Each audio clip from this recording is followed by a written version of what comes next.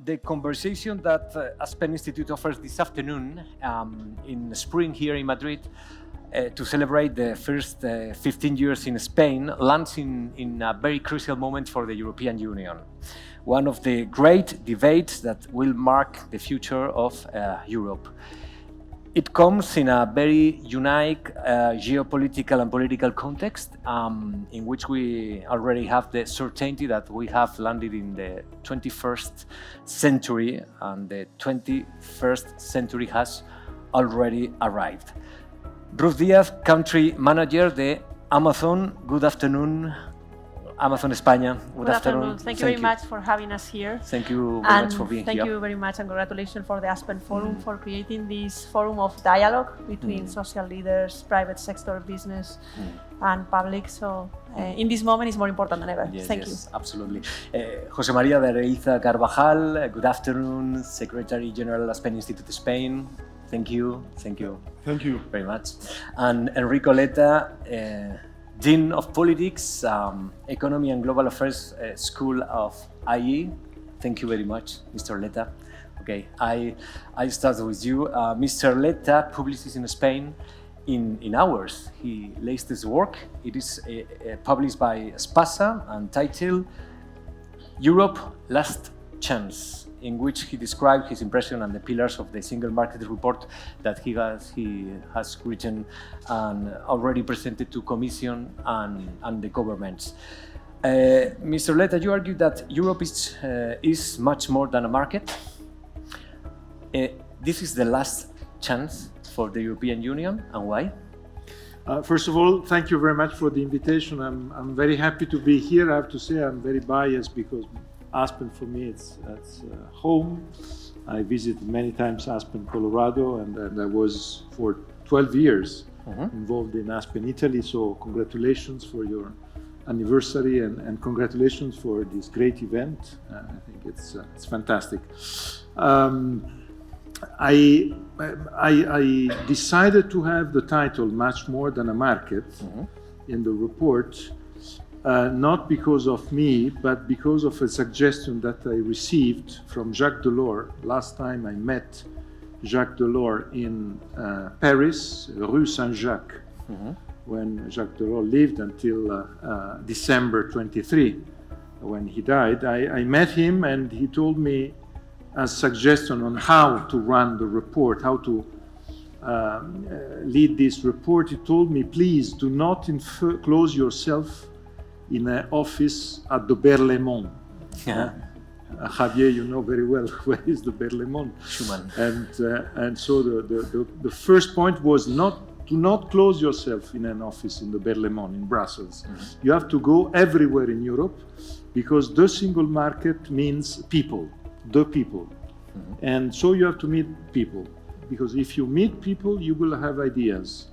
And if you have ideas, then these ideas will be part of a sort of collective exercise. This is what I wanted to have. And I think this is the strength of Europe. If I may say, in this moment in which we are challenged, the strength of Europe is the collective exercise, the collective dimension. We are all together, we like Europe. Today we saw with this Eurobarometer poll saying that we never had in the European history such a top result in terms of people like European Union. Of course it is like that because it is a moment of fear, threat, challenges, but I think it is a great opportunity for all of us. And the single market, I want to set up the scene of our discussion. I am a fan of the single market for a very simple reason. The single market will save us. I'm sure of that. The single market is the hidden gem for the European Union for the very simple reason that we didn't exploit the single market as we should do. And the single market is and will be the main tool for all of us for the future. It will be the tool that will oblige people like Trump to stop. because he is threatening Europe. But at the end of the day, when the single market is there, I give you an example, a very simple example. Some days ago, he started saying that I will beat the German cars. I think a psychologist has to tell us something, because he has something against the German cars, against Mercedes and so on. So he said, I want to attack the German cars. And in my own country, in Italy, someone started to say, okay, it would be against the Germans, not against us. And in reality, some figures immediately show that 1/3 of each American car is created in Italy, with Italian SMEs, Italian workers, Italian entrepreneurs. So attacking German cars means attacking Italy too. And I think this episode, this example is very interesting of what is the integration of the single market, why we are together and we have to be all together, but at the same time why we need to exploit the single market. I don't want to be boring, I can speak hours on the different topics where the single market doesn't exist. In reality, exists in the treaties, but it is not implemented. And I think at the end of the day is because of the big, fatigue to get the euro success. It was a success, but it was a big fatigue for some countries. Yes. So once we said, or they said, okay, done, now we have to rest a little bit. And this is why the EMU, Economic Monetary Union, that is the evolution of the single market, was completed only for the M and not for the E. Yes. That is, I think, the true problem of Europe today. We are totally integrated in the M, and it is a success. Everyone is very happy of that. I come from a country where we had 15 years of using the euro as a scapegoat, saying that the euro is the reason of all the problems of competitiveness, productivity. In reality today, everyone in Europe is happy because of the euro. The problem is the E.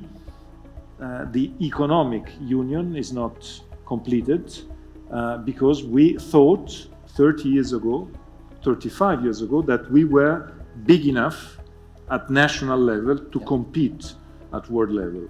And in reality today we understand that we are not. We were small, but we are today small.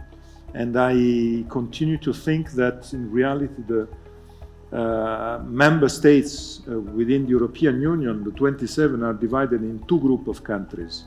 The small countries and the countries they don't know they are small. And I think this is the only way to understand why today we are to work together on that. José María, in your articles, you invite us, Europeans, not to fall in the trap of realism. Which trap? Which is the meaning of this trap? Well, thank you, first of all, for asking me to join this panel. What I try to say is that the world has shifted, and now the dominant imperative is security. It's no longer global prosperity. So we live in a much more fragmented, divided world, and our geopolitics now is also moving away from the idea of an international order based in rules and institutions, and there's a temptation to become a sheer realist and understand the world through these lenses only of might, of the powerful, who make their rules. And I think one has to be a realist in terms of analysis, and understand that focusing on the single market is part of our strategy of economic security, because we need an economic engine. And I think, I hail the genius of, Enrico, Letta, also Mario Draghi, of pointing out that this is about survival of Europe, but also I think that even though we are realists in the analysis of what's happening both inside Europe, but specifically, in a much more complex geopolitical order, we still need to connect with principles, with values, as we discussed in the previous panel, because Europe is both, a reality. We are as Europeans as Spanish, in my case Basque, but it's also our ideal, and we need to measure progress by always, understanding, what those ideals are. Rule of law, human rights, human dignity, the law of the weak, which is behind the idea of our welfare state. And once we know what the European ideal is, then we can embrace reforms, and we need to embrace them very fast. And it's very easy to be a skeptic, to be a sheer realist, and say, well, Europe should just become a superpower for the sake of power. But that's not what Europe is about. Europe is the name of our civilization. It's the oxygen we breathe.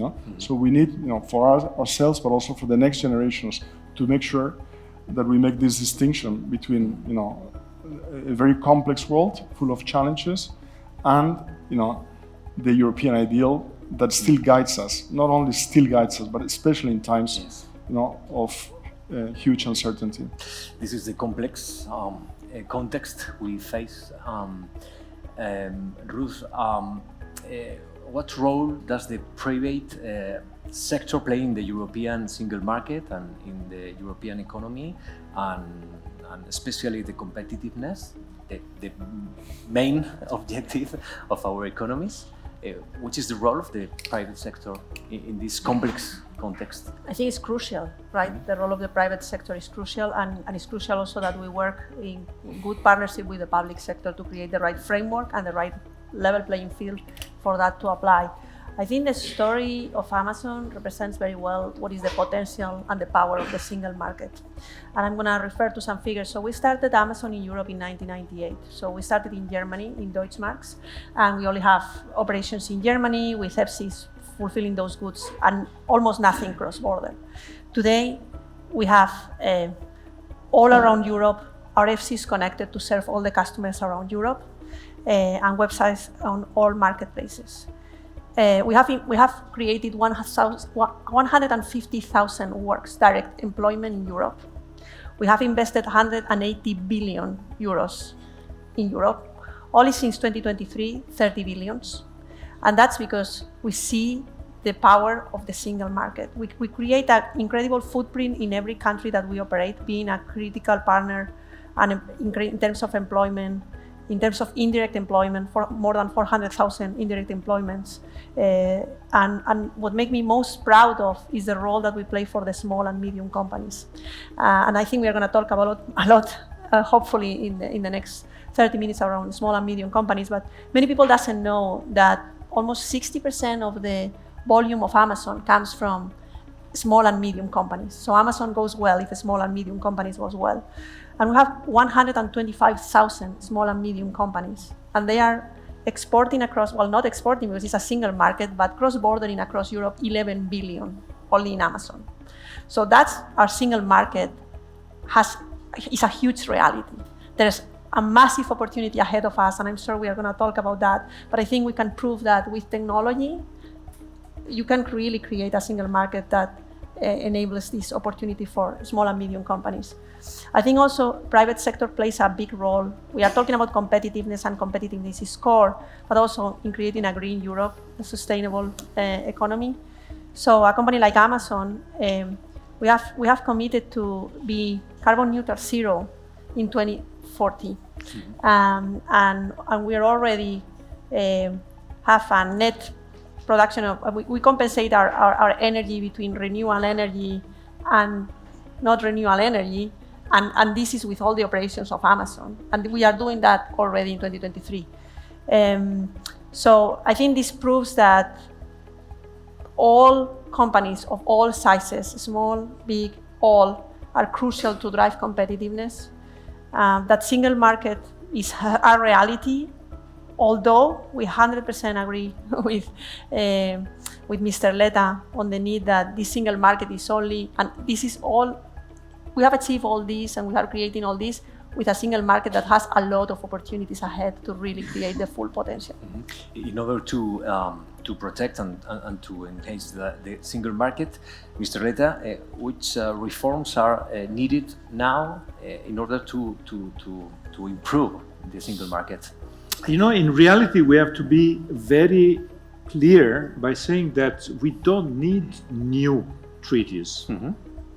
We have what is written in the treaties is absolutely enough. The big problem is that we didn't implement what is written in the treaties for nationalistic reasons. I want to be very clear on that. We didn't implement for nationalistic reasons. And I want to be very clear, not because of the populists, because of us.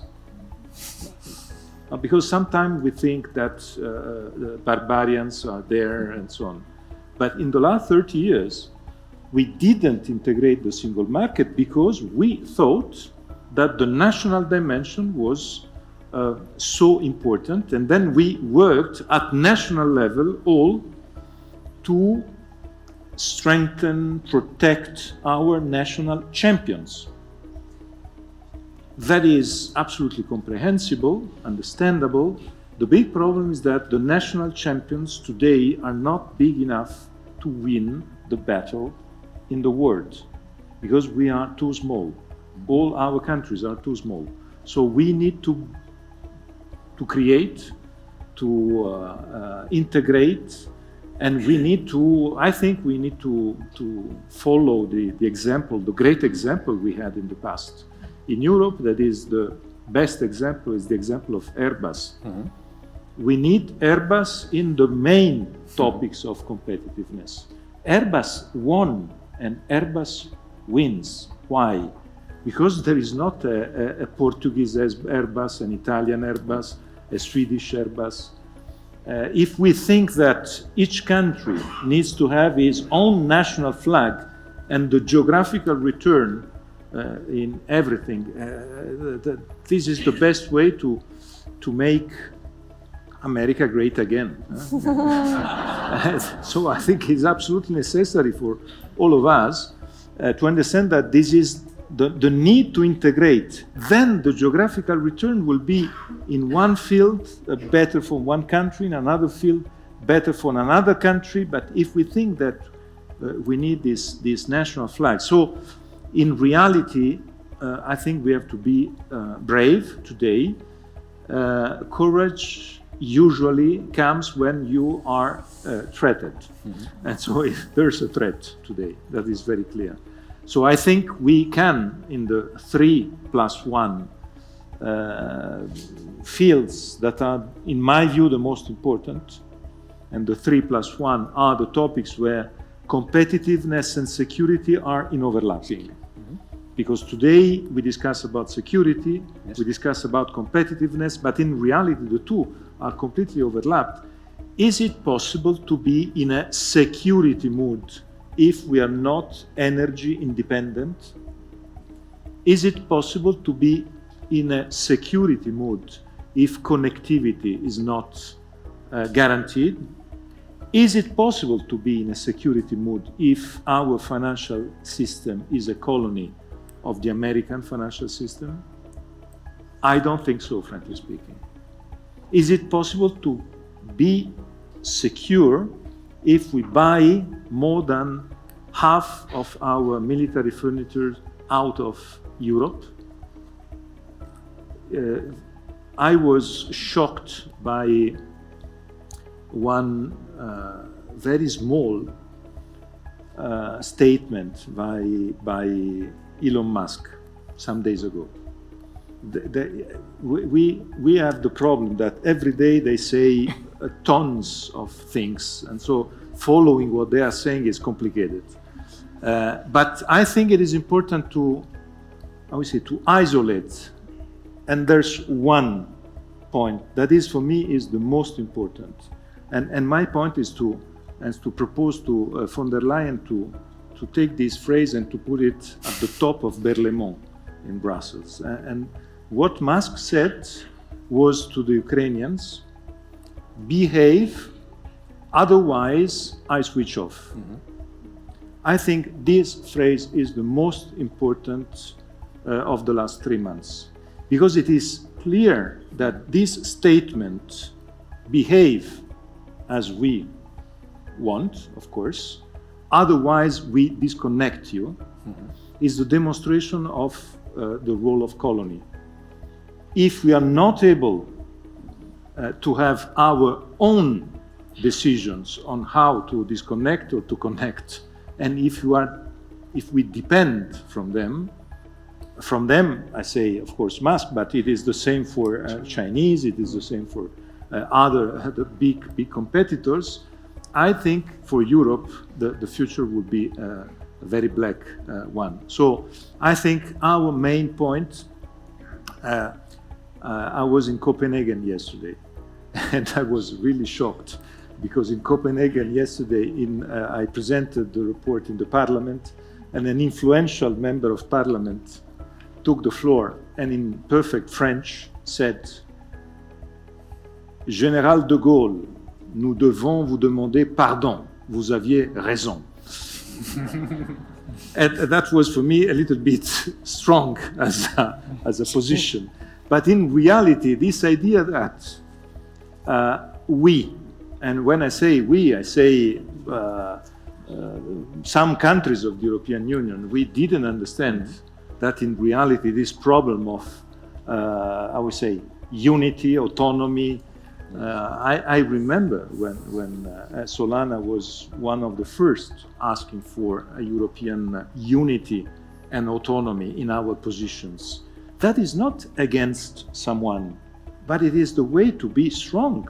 And we are respected if we are united and strong. If we are divided, we are not respected and we are not able to play any role. So the main point today for the single market, but in general, in reality, for the future of Europe, is to be autonomous and independent in energy, in telecom, in the financial system, and of course in defense.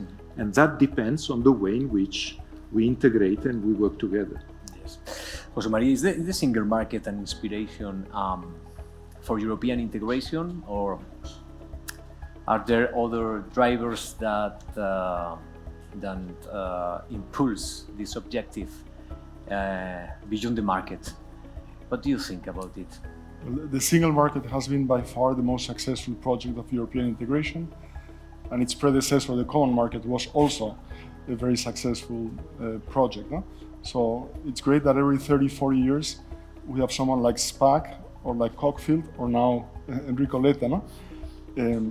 Shedding light on how to move forward and how to build on the most successful project ever launched by Europeans. The common market, now the single market, now single market plus. No?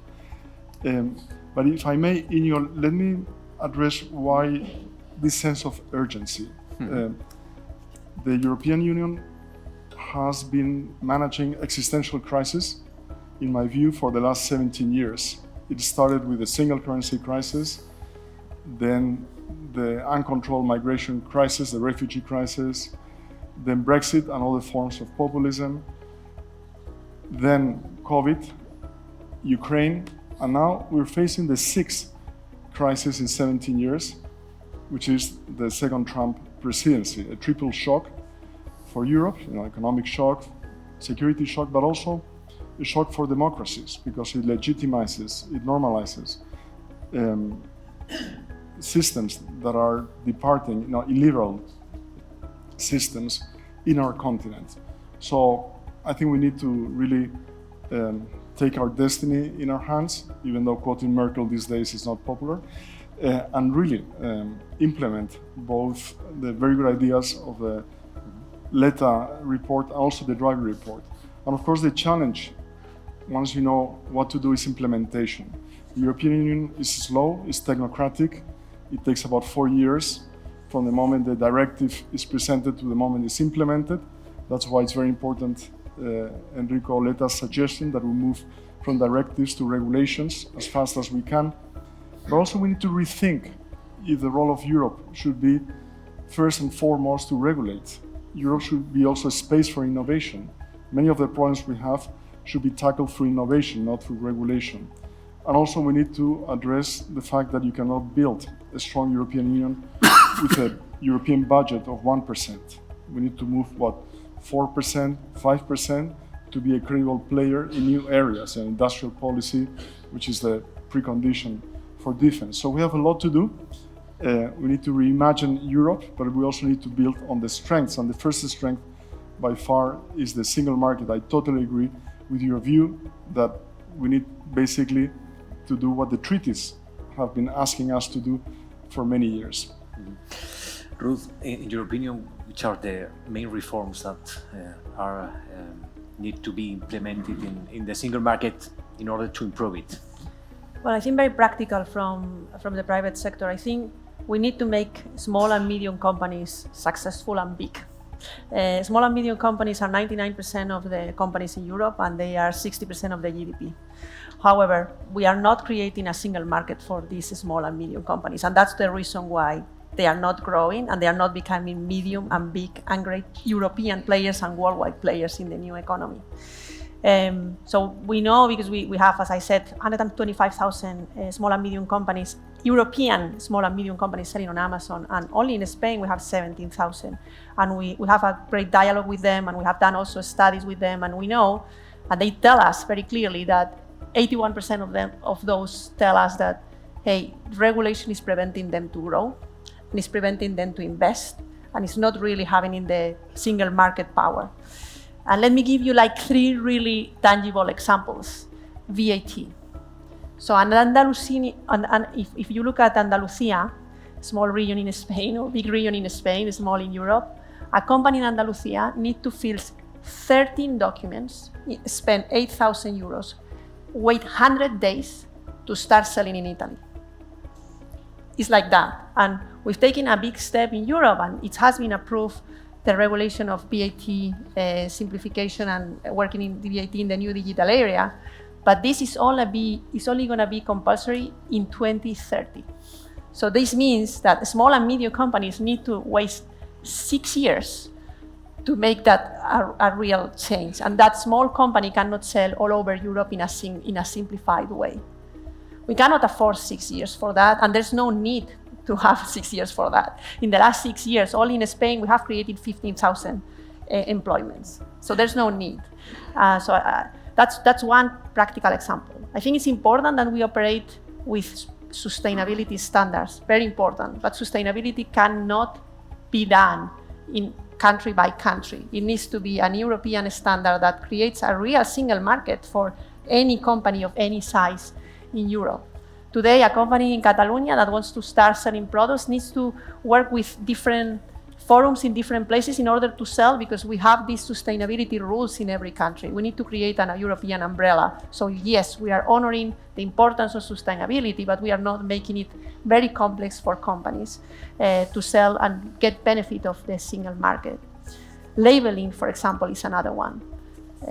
Having digital labels as a standard, not only allowing them, but having digital labels as a standard will allow companies that don't need to print in I don't know how many languages and how many regulations, but you just give it as a standard, which is good for the customer, good for the environment. You don't print so much paper, and also you create a bigger opportunity. So I think we need to think small, because regulation needs to solve for small companies.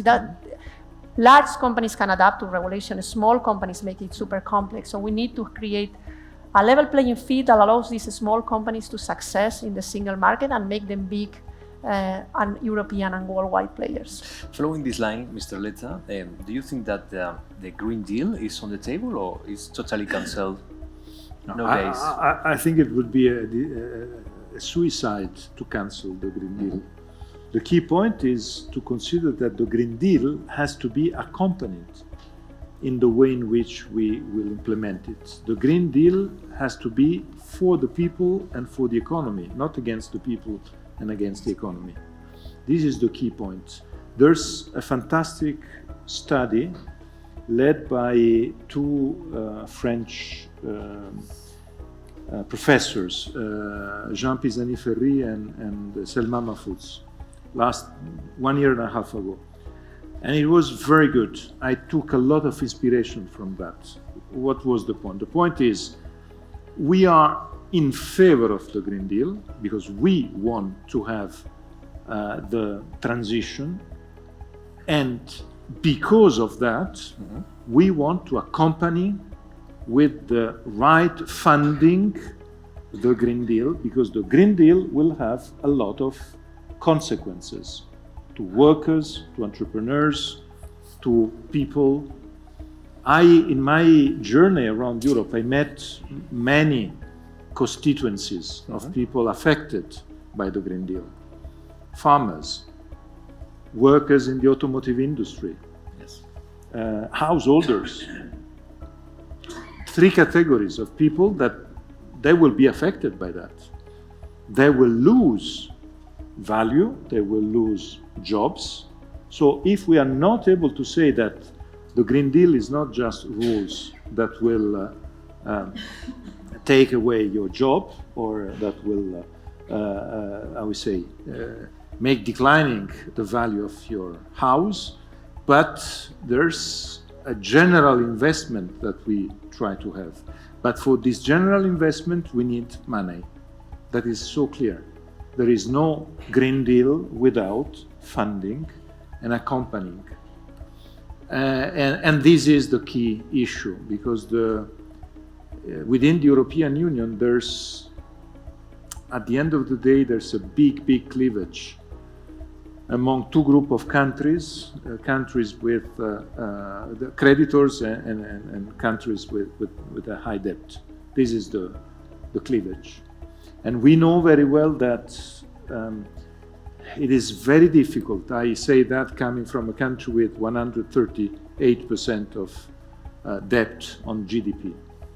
And in my country, we always say, oh, the Dutch are egoist, or the Baltics are egoist, the Scandinavian are egoist. When you go in these countries and you discuss with these people, and these representatives, in reality, they want Europe. But they also say, but I have 17%, 17% of ratio between my debt and GDP. I have some doubts in putting together this debt with the debt of your country, with 135% of. Is it egoism? Frankly speaking, it's very difficult to say they are egoistic. It is something that is comprehensible. So the key point is that we have to find a good equilibrium. My proposal in the report is to start from private money, because at the end of the day, this is the key. On public money, we know which is the problem, and we know that these countries will be against if we are not able to be sure that we are mobilizing private money. And to mobilize private money, we have to create the Savings and Investments Union. That is the main project that I launched in the report, and I'm very happy that Commissioner Albuquerque, on behalf of the Commission, 1 week ago, launched this project on the Savings and Investments Union. So how to mobilize our savings, to keep our savings in Europe, to give better return to savers, thanks to the European Union, because our savers today, they are not happy. And they bring savings out, or they leave savings sleeping in the bank account, or in a very. So the key point is how to be able to have a good return and to transform it in investments. The key issue to understand what is happening in the relationship between the US and the European Union, and why the US are so competitive, is to see the figure of the private investments in innovation and R&D. Because the private investments on R&D are flying, are increasing in the last 12 years. They were 1-to-1 with the public investments on R&D in the US 12 years ago. Today is 4-to-1. This is the key issue. Why the US are leading in artificial intelligence and in space? Not because of public money. They are leading because they are able to leverage and to mobilize private money. And we are not able to do so. And we are not able to do so for three reasons.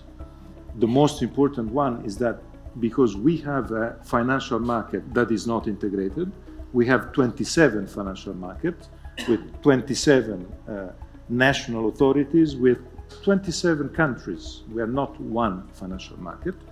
The second reason is that we have a risk aversion, that is the way in which in the last years we treated all these topics. And third, we have a cultural problem in that.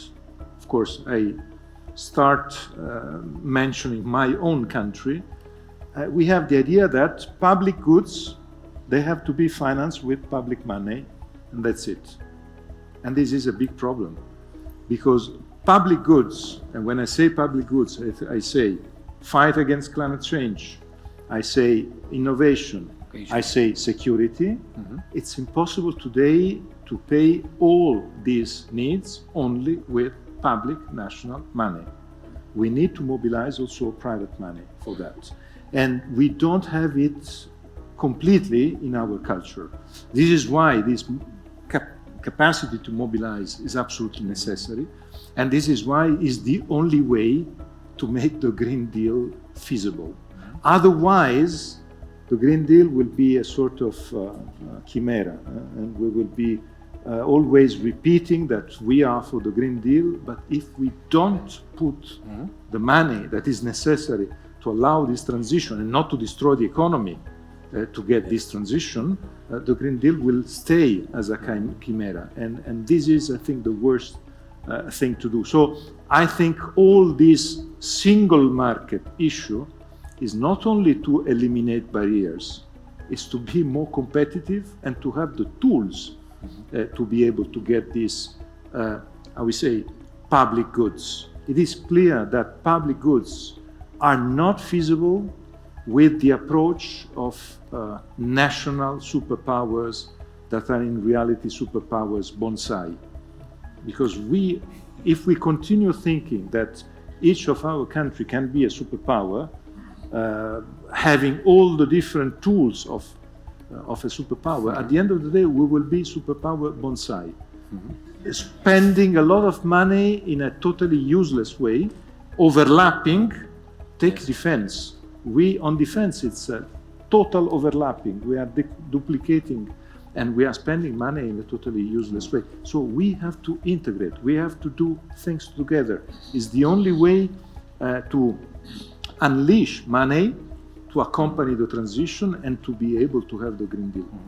Time is over, I'm afraid, but Ruth, this is a very good basis for a great debate inside the European Union about our competitiveness, our decisions, how to finance the decisions. Okay, this is the great debate now. So I think we have a fantastic opportunity ahead of us, but we need to change our mental model. Our mental model should be pro-innovation. It's not pro-regulation, it's pro-innovation. So we have now the opportunity with artificial intelligence, with all that, to create this step change that is needed, but we need to create a framework that allows this investment to happen. And to allow that investment to happen, we need consistent regulation, we need pro-innovation framework and not pro-regulation. I think that's critical. We need to educate the workforce today and the workforce of the future on these abilities, the digital skills, and we need to do that combined private and public sector. We need to, as we've discussed, strengthen the single market big time for small and medium companies. And we need to allow this digital transformation to be widespread now, not in 10 years from now, not in 2 years from now, to allowing those SMEs to have ability and get those skills.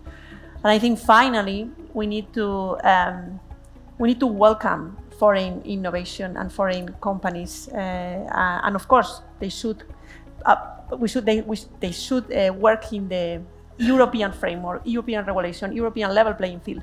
But this innovation, we need to really be pro-innovation even if it comes from foreign. And I'm going to give a couple of examples of Amazon that many people might think, well, the innovation is happening in the US. That's not true. I want to give 2 examples of when you allow foreign innovation to come. I've already discussed about the impact in employment, in investment, in everything, but also in innovation. So we acquired a company in Poland a few years back, and this because they have a great ability to enlarge our Alexa skills. And now that company, the product that company has built in Poland is serving more than 500 million Alexa skills worldwide, and that company has multiplied the size by 10 only in the last few years. Many people might think that all the development of the Amazon store is done in the US. That's not true. In Madrid, we have 2,000 engineers and scientists developing things for Amazon stores worldwide. Even the checkout or the add to cart in the Amazon is developed from Madrid. So innovation is happening everywhere, and it's important to welcome innovation from companies that play responsible in the European market, but creates a halo effect also for innovation for the rest of the countries.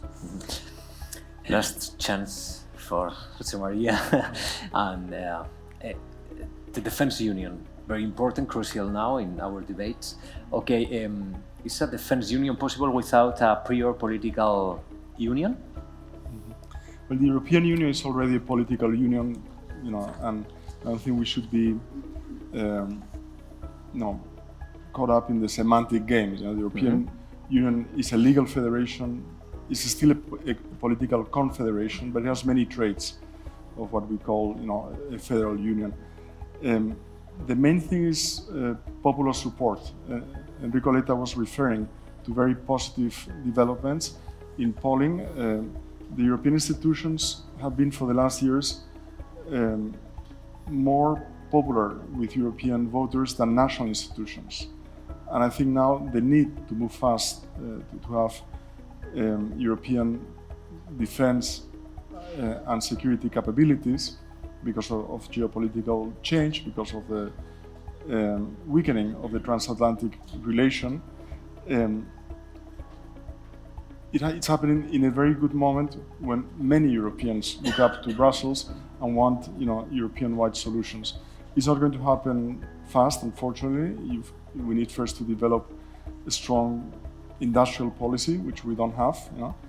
We need to work a lot on developing, real capabilities, not just adding national existing ones. We should do still as much work as possible in the NATO framework, for sure.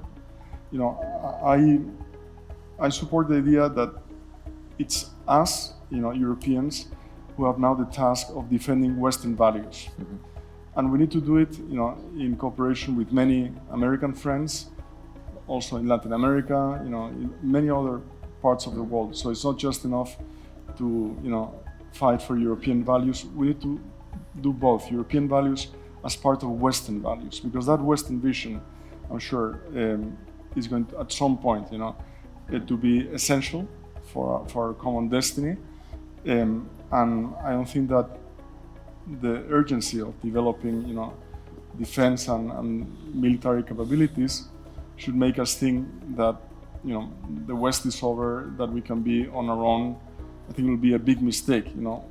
We need to have allies, in all parts of the world. Hopefully, we at some point will rebuild the transatlantic alliance, will strengthen the transatlantic alliance as well. And we also need time. European defense is not going to happen fast. It cannot happen fast, but there's popular support and the time is right to do it. All interventions are great. Thank you very much for the analysis in this crucial moment for Europe, and good luck for the Europeans. So, Ruth Díaz, thank you very much. José María de Areilza, thank you very much. And Enrico Letta, thank you. It's a pleasure. Thank you.